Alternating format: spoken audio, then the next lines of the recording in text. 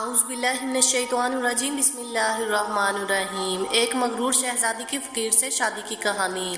بہت عرصے پہلے کی بات ہے کہ ایک بادشاہ تھا۔ اس کی ایک خوبصورت اور اکلوتی بیٹی تھی۔ اپنی خوبصورتی اور دولت کی وجہ سے وہ بہت مغرور اور گستاخ ہو گئی تھی۔ جب بھی کہیں سے اس کے لیے شادی کا پیغام آتا وہ اسے ٹھکرا دیتی تھی اور اس کا مذاق اڑاتی تھی۔ ایک دن بادشاہ نے ایک بڑی دعوت کی اور اس میں شہزادی سے شادی کرنے والے تمام امیدواروں کو بلوایا۔ سب لوگ اپنے اپنے مرتبے کے لحاظ سے کرسیوں پر بیٹھ گئے۔ شہزادی اس دعوت میں اپنی کنیزوں کے ساتھ بڑے مغرور انداز میں آئی۔ وہ جس امیدوار کے پاس سے گزرتی اس کو بڑی حقارت سے دیکھتی۔ جب وہ ایک شہزادے کے پاس سے پہنچی جو بہت موٹا تھا تو اس نے اپنی کنیزوں سے ہنستے ہوئے کہا، یہ تو گول ٹب ہے۔ دوسرے امیدواروں کو دیکھ کر اس نے کہا کہ کیسے کھمبے کی طرح لگتا ہے۔ ایک شہزادہ بہت چھوٹا لگا تو اس نے کہا کہ ذرا چھوٹو موٹو کو تو دیکھو۔ ایک نواب بہت گورا تھا۔ شہزادی نے اس کو سفید چوہا کہا۔ ایک امیر کا رنگ سرخ تھا۔ اس نے اسے مرغ کی کلکی کہہ کر پکارا۔ اسی طرح وہ ہر امیدوار کی بے عزتی کرتی رہی، لیکن وہ ایک بادشاہ کو دیکھ کر تو بہت ہنسی کیونکہ اس کی داڑھی تھی۔ اس نے مذاق اڑاتے ہوئے کہا، ذرا اسے دیکھو، اس نے چہرے پر کیسی جھاڑ بوس اگا رکھی ہے۔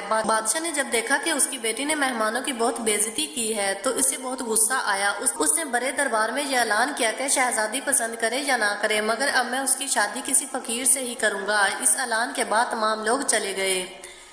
کچھ ہی دیر بعد ایک آوارہ گرد گویا آیا جو گلی کوچوں میں گھوم کر گانا گایا کرتا تھا۔ اس نے شاہی محل کے نیچے کھڑکی کے قریب کھڑے ہو کر گانا شروع کر دیا۔ بادشاہ نے اس کی آواز سنی تو ایک خادم کو حکم دیا کہ اس فقیر کو اندر بلاؤ۔ خادم پھٹے پرانے کپڑے والے فقیر کو لے آئے۔ اس فقیر گوئے نے بادشاہ اور شہزادی کے سامنے بہت اچھا گانا گایا اور بادشاہ سے انعام مانگا۔ بادشاہ نے کہا، تم نے بہت اچھا گانا سنایا ہے، میں تمہیں بہت اچھا انعام دوں گا۔ میں اپنی بیٹی کی شادی تم سے کروں گا۔ جب شہزادی نے یہ سنا تو وہ بدحواس ہو گئی۔ وہ بہت روئی پیٹی مگر بادشاہ نے اس کی ایک نہ سنی۔ بادشاہ نے اسے ڈانٹتے ہوئے کہا، میں نے مہمانوں کے سامنے قسم کھائی تھی کہ تمہاری شادی کسی فقیر سے کروں گا۔ اب میں وہ قسم پوری کر رہا ہوں۔ یہ کہہ کر بادشاہ نے قاضی کو بلوایا اور مغرور شہزادی کی شادی آوارہ گرد گوئے کے ساتھ کر دی اور پھر حکم دیا کہ تم اپنے شوہر کے ساتھ جانے کی تیاری کرو۔ شہزادی روتی پیٹتی فقیر کے ساتھ چل دی۔ راستے میں وہ ایک شکارگاہ سے گزرے۔ اتنی بڑی شکارگاہ کو دیکھ کر وہ حیران رہ گئی۔ اس نے فقیر سے پوچھا، یہ شکارگاہ کس کی ہے؟ میں نے سنا ہے کہ تم نے ایک داڑھی والے بادشاہ کا مذاق اڑایا تھا۔ یہ شکارگاہ اسی کی ہے۔ اگر تم اس سے شادی کر لیتی تو یہ تمہاری ملکیت ہو جاتی۔ فقیر نے جواب دیا، یہ میں نے کیا کیا؟ اس نے ٹھنڈی سانس لے کر کہا۔ اس کے بعد وہ بہت خوبصورت باغوں میں پہنچے۔ ان کو دیکھ کر شہزادی نے پھر پوچھا، یہ کس کے ہیں؟ یہ باغ بھی اسی داڑھی والے کے ہیں، فقیر نے آہستہ سے کہا۔ شہزادی نے افسوس بھرے لہجے میں کہا، میں بھی کتنی بد نصیب ہوں۔ پھر وہ ایک بڑے عظیم الشان شہر میں داخل ہوئے۔ اتنا بڑا اور خوبصورت شہر دیکھ کر شہزادی حیران رہ گئی۔ اس نے پوچھا، اس شہر کا مالک کون ہے؟ فقیر نے اسے بتایا کہ یہ شہر داڑھی والے بادشاہ کے ملک کا پایا تخت ہے۔ اگر تم اس سے شادی کر لیتی تو یہ سب کچھ تمہارا ہو جاتا۔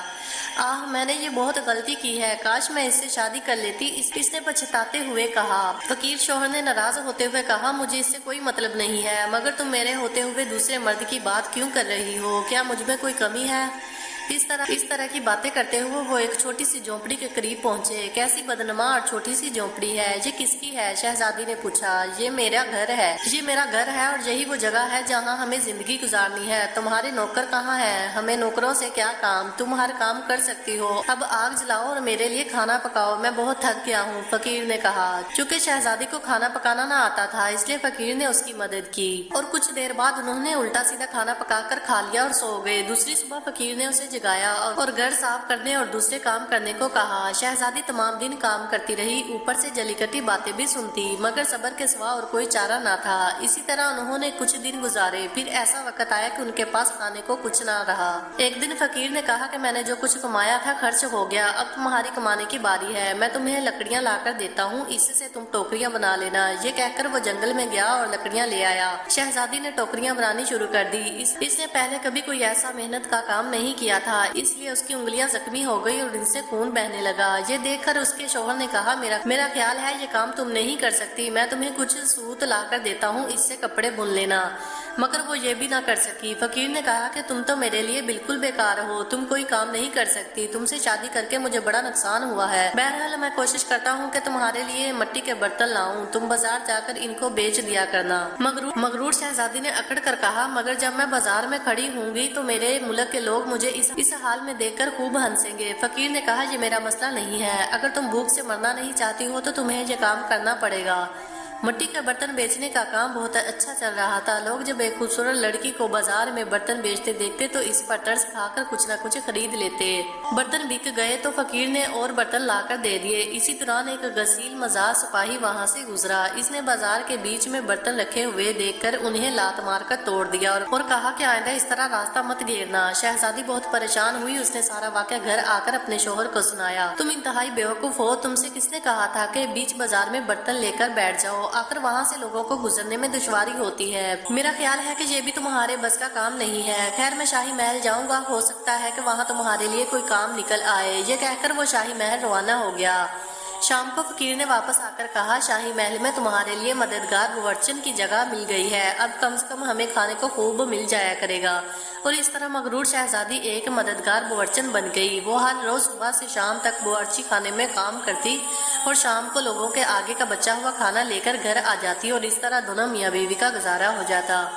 محل میں آئے ہوئے اسے کچھ ہی دن گزرے تھے کہ اس نے سنا کہ محل میں کوئی شادی کی تقریب ہونے والی ہے۔ مقررہ دن جب مہمان آنے شروع ہوئے تو وہ باورچی خانے کی کھڑکی سے انہیں دیکھ رہی تھی۔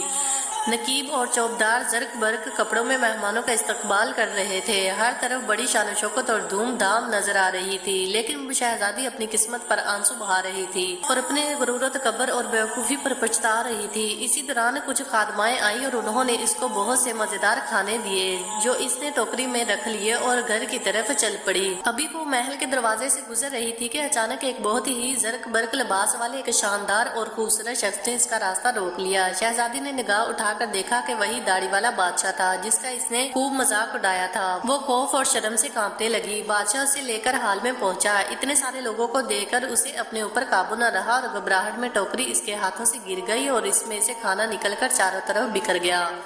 تمام درباری ہنسنے لگے۔ شہزادی کا یہ حال تھا کہ کسی طرح زمین پھٹ جاتی اور اس میں سما جاتی۔